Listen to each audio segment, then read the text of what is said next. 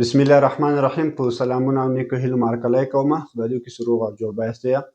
نن ورځ غواړم ستاسو سره د یو ډېر مهم مفهوم په اړه باندې خبرې وکړم چې هغه مفهوم ده ایکیګای. نو په نننۍ ویډیو کې به زه ستاسو ته وښیم چې دغه ایکیګای څه شي ته ویل کېږي، ولې مهم ده او څه رقم کولی شو چې دغه ایکیګای پیدا کړو. نو اول راځم دغه د ایکیګای ساده معنا ته. دغه ایکیګای څه ده؟ دا یو جاپاني مفهوم ده چې معنا یې ده د اوسېدلو دلیل، یا د کوم هدف لپاره موږ سهار له خوبه راپاڅېږو. نو راځم دې ته چې دغه ایکیګای ولې مهم ده او څه رقم یې پیدا کولی شو. اول هغه کارونه چې ستا خوښېږي، ته له هغو سره مینه لرې، ته هغه ډېر په علاقه سره کوې او د هغو ترسره کول تا ته خوشحالي درکوي. او بل هغه کارونه چې نړۍ ورته ضرورت لري، یا هغه څه چې نړۍ ورته ضرورت لري، مثلا له خلکو سره مرسته کول دی، د ستونزو حل کول دی او د ګټې رسول دی. کله چې دغه دواړه سره یو ځای کړو، دغه موږ ستاسو ته د موږ رسالت راښیي، یا زموږ ستاسې میشن راښیي چې په انګلیسي کې ورته ویل کېږي. نو دغه زموږ ستاسې رسالت شو.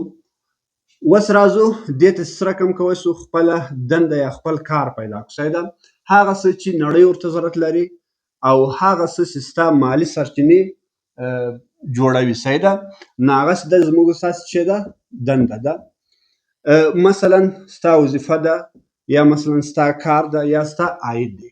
نو دغه ستا چې راځي دنده یا وظیفه دې راځي کله چې دغه دوه سره یو ځای کړو. اوس راځو کله چې هغه شیان چې ستا مالي سرچینې جوړوي او هغه کارونه چې ته په هغو کې ښه یې یا ستا وړتیاوې چې دغه ستا څه کېږي؟ مسلک دې کېږي. صحیح ده؟ یا پروفیشن.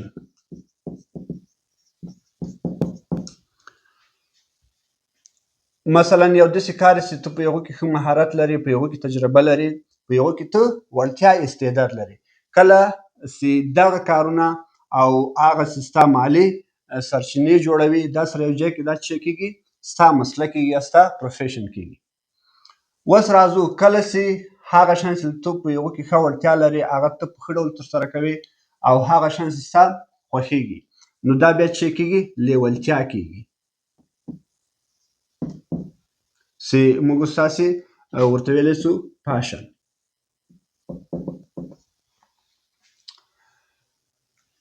نو که چیرې دغه ټول سره یو ځای کې، نو له دوی څخه بیا څه جوړېږي؟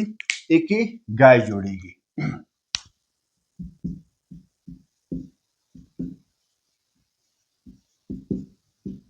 یعنې په دې معنا هغه کارونه چې ته خوښوې او هغه کارونه چې نړۍ ورته ضرورت لري او له هغو کاره ته مثلا عاید لري، یو شی ترلاسه کوې او په هغو کې ته ښه یې، هغه ډېر په ښه ډول سره ترسره کوې، نو دغه څه ترې جوړېږي؟ ایکیګای جوړېږي. یعنې که ته چیرې داسې یو کار ولرې، داسې یو وظیفه ترسره کړې چې له هغو سره ته مینه لرې، هغو کار ته نړۍ ضرورت لري او هغه کار ته په ډېر ښه ډول ترسره کوې او هغه کار ستا مالي سرچینې تعینوي، نو بیا ژوند ډېر اسانه کېږي، ساده کېږي او په ژوند کې تر ډېره حده پورې خوشحالي موجوده وي. خو اکثره خلک چې دي دغه څلور سره په یو ځای نه لري. یعنې کېدای شي داسې یو کار له هغو کار سره دی مینه لري او نړۍ هم هغه ته ضرورت لري، خو بیا هم د ده مالي سرچینې نسي تعینوی یا هغو ته کوم عاید نه لري، نو بیا هم مشکل ده. خو که چیرې مثلا داسې کار چې هغو ته نړۍ هم ضرورت لري او د ده مالي سرچینې هم تعینوي، خو دی له هغو کار سره مینه نه لري، نو بیا هم مشکل ده، ځکه په یغو کار کې دی خسته کېږي او مخته نسي تللی. خو که چیرې مثلا په یو کار کې دی ښه وړتیا هم ولري او د هغو مالي سرچینې هم تعینه کړي، خو له یغو کار سره دی مینه نه لري، نو بیا هم مشکل ده. نو په دې خاطر باندې که چیرې دغه ټول شیان سره یو ځای سي، نو بیا ژوند ډېر اسانه کېږي او ژوند ډېر خوشحاله وي. خو تر ټولو مهمه خبره دا ده چې دغه ایکیګای چې ده دا فوري نه پیدا کېږي. یعنې داسې نه ده چې هر چا کې دغه په طبیعي ډول سره موجود دی. د دغو لپاره موږ ستاسې باید زده کړه وکړو، هڅه وکړو، تجربه لاسته راوړو. یعنې د وخت په تېرېدو سره موږ کولی شو چې یو داسې کار چې هغو سره موږ مینه لرو نړۍ هم هغه ته ضرورت لري او هغه کار زموږ ستاسې مالي سرچینې هم تعیین کړي او له هغو وروسته په هغو کار کې موږ ستاسې وړتیا هم پیدا کړو نو بیا موږ کولی شو چې ژوند په ډېر اساني سره ترسره کړو او ډېر په اساني سره مخته ولاړ شو. نو په دې خاطر باندې که ته چیرې خپل رسالت، خپله دنده، خپل مسلک او خپله لیوالتیا دا ټول په یو ځای باندې ولرې نو بیا موږ ستاسې کولی شو په ډېر اساني سره ژوند ترسره کړو او زموږ ستاسې په ژوند کې تر ډېره حده پورې مشکلات نه وي موجود.